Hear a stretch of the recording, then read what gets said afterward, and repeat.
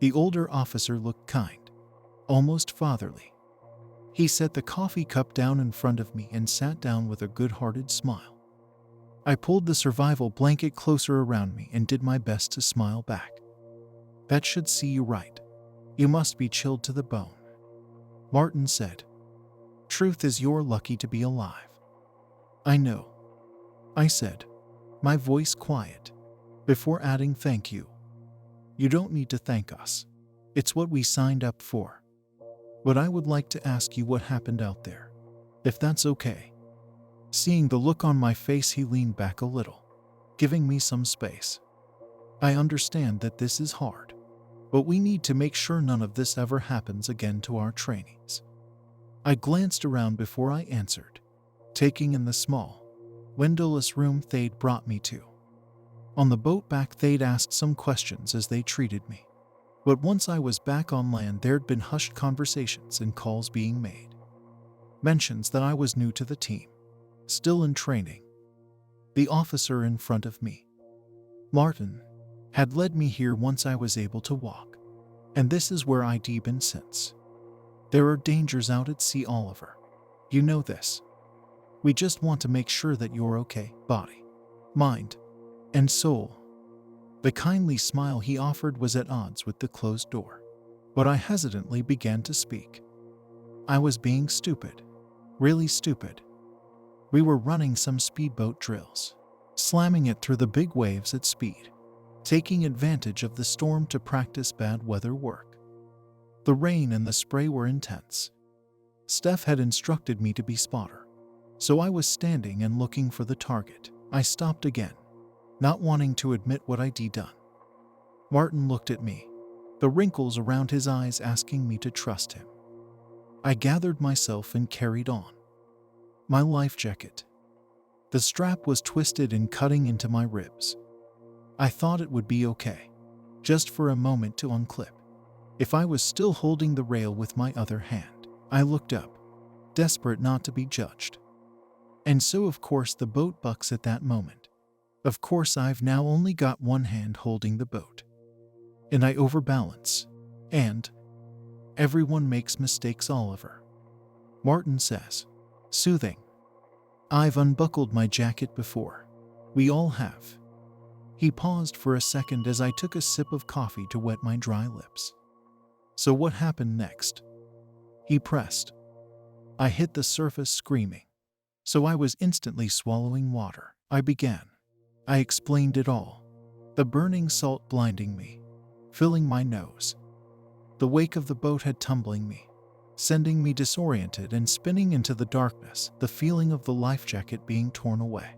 My clothes and shoes becoming as heavy as iron as I desperately kicked for what I hoped was the surface.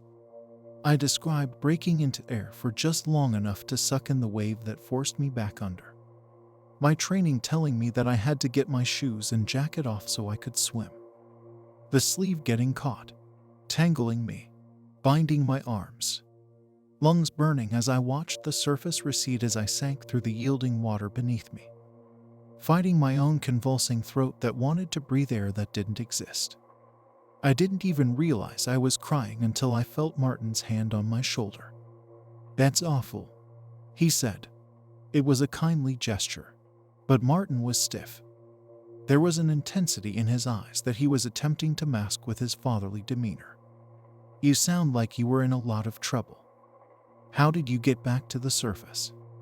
My mind flashed back, forcing me to relive the experience. The ocean had become dark so quickly, the dim light of the gray sky snuffed out by the heavy water that parted effortlessly beneath me. I wrenched against the fabric of my shirt, kicked uselessly with my booted feet, bitten my tongue and tasted blood mixed with salt. All so futile. I'd gone to scream, one final defiance against the inevitability of death, when the world shifted around me. Something moved, something big, a presence so colossal that it had seemed like the darkness itself had taken form. I was sinking, a struggling, dying speck that fell unnoticed into the void. And then all at once the void turned, and it was like the ocean itself beheld me. Martin's eyes were piercing, as if he could read my thoughts through my silent memories. I wanted to tell him everything, but something inside me recoiled. My dry throat tightened in the stuffy air, and I shifted against the chair. I had my flotation device, the emergency one. I managed to get my arms to it and pull. It kept me alive until the boat found me. I tried. The lie hung in the room for a second, feeling almost like a physical presence. Martin paused, before smiling and sitting back down in his seat. Inscrutable, he grabbed a box of tissues and held them out to me. "They didn't find a flotation device on you," he said as I dabbed at my face. "Oh," I muttered. "I think I dropped it just before they got to me." "They are bright, deliberately hard to miss." Martin fixed me with a stare, and suddenly the air in the room felt very heavy. I swallowed into a neck like sandpaper. "Very hard to miss. Light on them and everything. And your story doesn't match what the rescuers saw when they got to you." "I don't really remember." I tried. My tongue felt rough against the roof of my mouth. My coffee cup was empty, but Martin's friendly demeanor had vanished and I didn't dare ask for more. "They say they saw you kick slowly to the surface, coming from real deep down. That you stopped before you broke water, hovered beneath the surface for a moment or two." "See, to me that doesn't sound like someone who's drowning. That sounds like someone who's not in any trouble at all. Down there at least." The silence following his words was broken only by the hum of the air conditioner. I pulled in a difficult breath, feeling my lungs working hard in the stale room. I opened my mouth to speak, but Martin cut me off. "Seafarers tend to be a superstitious lot, Oliver.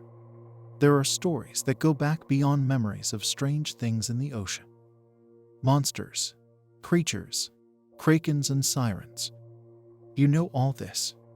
He moved forward in his chair so close that our knees touched. I instinctively pulled back slightly and wrapped the blanket tighter around myself. "I've seen and heard strange things out there myself. Things I can't explain and wouldn't like to dare try. I'm only going to ask you this once. Oliver, what happened down there?" "Down there?" The presence beneath me had shifted again. Immense. There was the smallest movement from it, barely a twitch, and the rush of water it created was like the spinning of worlds. The entire abyss beneath me rolled to fix me with its gaze, an unfathomable presence that pulled me down like a mote being devoured. I looked back, not knowing if this was real or something that had come from my dying brain. As my thoughts faded, I sent out one desperate and final plea for my life. And as I did, I felt something squirm into my mind, a wet, ancient presence that writhed its way between my neurons and bound my soul in a freezing dark cocoon. And then my body had rebelled. The pain was too much, the acid in my blood driving my mouth to open against my will, the tearing, burning agony of salt water rushing into my lungs. And then I breathed it out. The pain had disappeared. The panic had faded. I hung there in the darkness, still, silent. The heavy feeling of cold water washing in and out of my body the only sensation I was aware of. The heavy feeling settled in my mind, unpleasant though not unwelcome. The presence, the being around me, retreated back, leaving me alone, alive. Martin was still staring at me, a vein in his forehead pulsing. I opened my mouth to answer, to say some why. Instead, seawater gushed forth, soaking the front of the shock blanket. He stood up, his chair screeching harshly on the concrete floor. "Well, I'd say that does it then," he said, looking at me with something between fear and disgust. "Does what? What are you going to do with me now?" I rasped out. My head swam as I stood as well, but I made sure that I stayed on my feet. I tasted ocean on my tongue. "We're a military branch, Oliver. You'll be taken into custody and held somewhere safe. This isn't your fault. But you're dangerous now and we can't have you wandering free. You've touched them. They'll personally see to it that you're comfortable wherever you end up. Who are them? Martin. What happened to me? What's going on? There was a hysterical edge to my cracked voice now. But Martin wasn't listening anymore. We'll get you safe. Oliver. Then we'll explain everything. As the lock of the door clicked open, I knew that this was it. A man and a woman were entering the room. Still only Coastguard. Both unarmed, but both looking serious.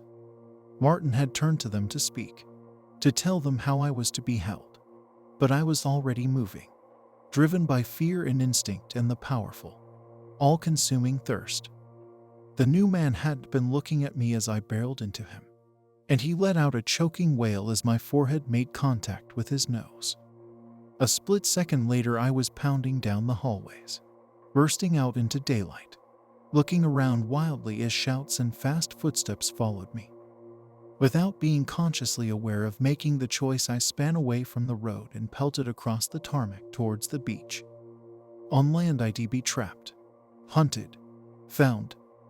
But the sea offered safety.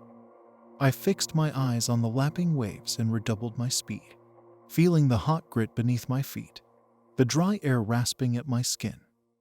The water would hide me. I would slip into the darkness and be gone forever. The gunshot rang out as I dived into the surf. I swam wildly, recklessly, throwing water behind me with my arms and thrashing my legs. The low roar of a boat engine came to me, but the water was getting mercifully deeper, the current stronger, and they couldn't catch me down here. Nothing could catch me down here. The icy water welcomed me back, accepting and shielding me as I fled. I've been down here for a few weeks now. The search operation went on for days, but they never stood a chance. Today, a tourist dropped their phone while paddleboarding and I managed to scoop it up. Waterproof technology is wonderful nowadays. I'm writing this to let you all know that Coastguard are hiding things from you. Come and discover them for yourselves. The sea is wide and welcoming, and there's room down here for all of us. There are things down here that love us, things that can help and guide us. Come and join me. The water is lovely.